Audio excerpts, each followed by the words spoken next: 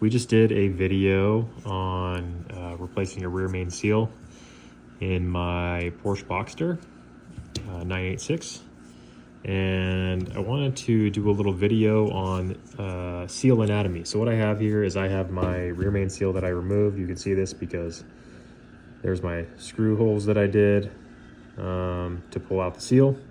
So this thing's toast, but I wanted to do kind of an anatomy lesson on these seals to hopefully help people out that are installing them and prevent some possible issues that you might run into, so you don't have to go and do the job twice like I did. This is what's called a PTFE seal. It's polytetrafluorine or something like that. I can't remember the exact term, but PTFE is what you're going to see in most modern seals. You'll know that it's a PTFE seal because it'll have this inner layer here. It looks like bands, and there won't be a spring like you typically see in old school rubber seals. So that's how you know it's a PTFE seal. Just some general information when you get it out of the box. This is how it's going to come. You don't want to have a bunch of nasty grime on your fingers, so I would use clean gloves or clean hands, preferably gloves though, because you'll have oils on your fingers. If you can, try and prevent touching the outside a whole lot.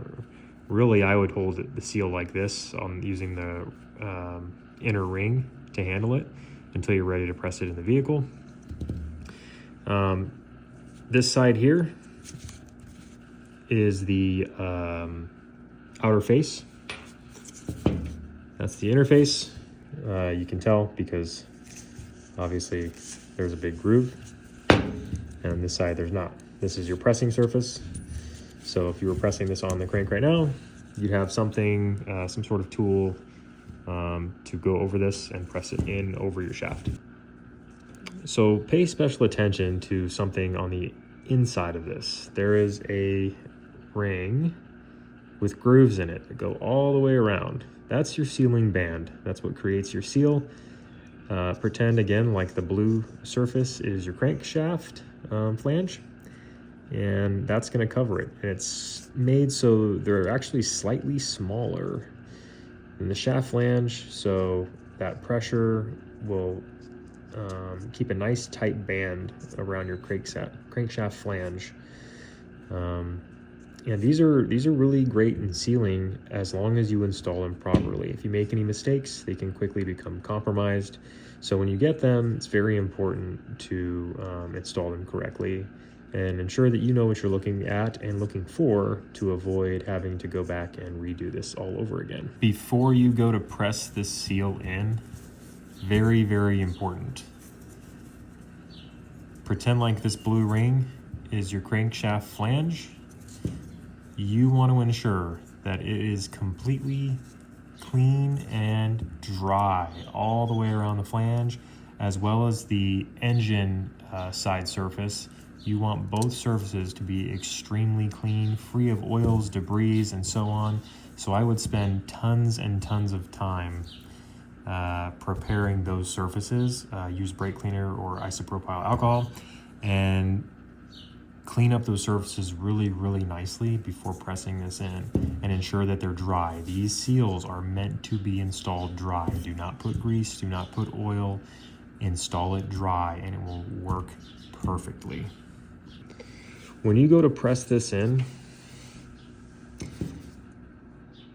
you're gonna line up this ring that comes inside of these with your crankshaft flange as best as you can and slide it on from this surface onto your crankshaft flange.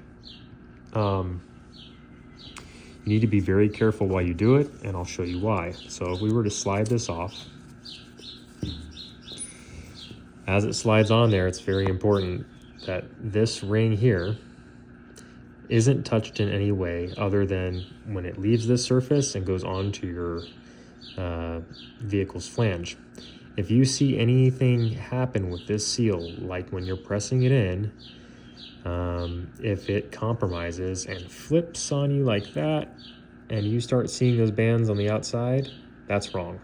That's going to end up with a leak for sure. So you want to ensure that these all stay on the inside, and ensure as you're pushing it in that those don't get compromised, that they stay just how they are. That lip folded in, you don't want it to fold and collapse in on you like that. That's not good. So when all is said and done, you shouldn't see any of these coming out of this front dust seal. If you do, something's wrong. If you do compromise your seal during install, I would highly recommend just starting over. Don't attempt to reuse the seal. A slight bend like that maybe isn't a huge deal, but you do just kind of want to take like maybe a small, I hate to say screwdriver, but kind of bend that back in place as long as it's not damaged. But if it's gone too far and you've got multiple areas that are all bent like that, I would highly recommend reconsidering and maybe just starting over with something new. Another recommendation, I would highly recommend just using an OEM rear main seal. It might be a little more expensive, but definitely if you're installing this on, like in this case, a Porsche Boxster, get a Porsche rear main seal. They usually come with a warranty, which means that Porsche trusts them. So definitely something to consider. All right, as far as ways to get this in and press it in evenly, you're gonna see a variety of different methods used. Some just get it started and then they'll use like a PVC pipe, or some start hammering away with it.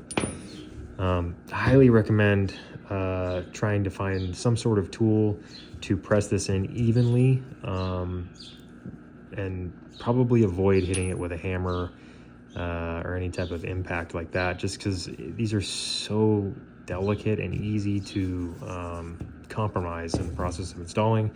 And the last thing you want to do is go and have to redo your project because you took a shortcut. So highly recommend, in this case, this is a seal press. This one's 3D printed. It's specific to the Porsche Boxster and Porsche 911. But essentially this goes as though, pretend like this is your crankshaft flange. This goes over it, and you normally have a flywheel or bolts that go into your flange, flywheel bolts, and you'll use those just like that. And they'll screw directly into your crankshaft flange to press this in evenly on all sides. And then what it does is, get these bolts out, it actually sets the exact depth, which is 13 millimeters and factory spec. And on your flange itself, you're gonna have a special cutout, and this leaves room for it right there. And it's got like a dowel that sticks out, and you'll want to have clearance for that dowel. So the dowel will be right there when it presses it in, so it misses it and allows us to press in fully. But this will seat it perfectly every single time. I'll leave a link where you can order one of these in the description.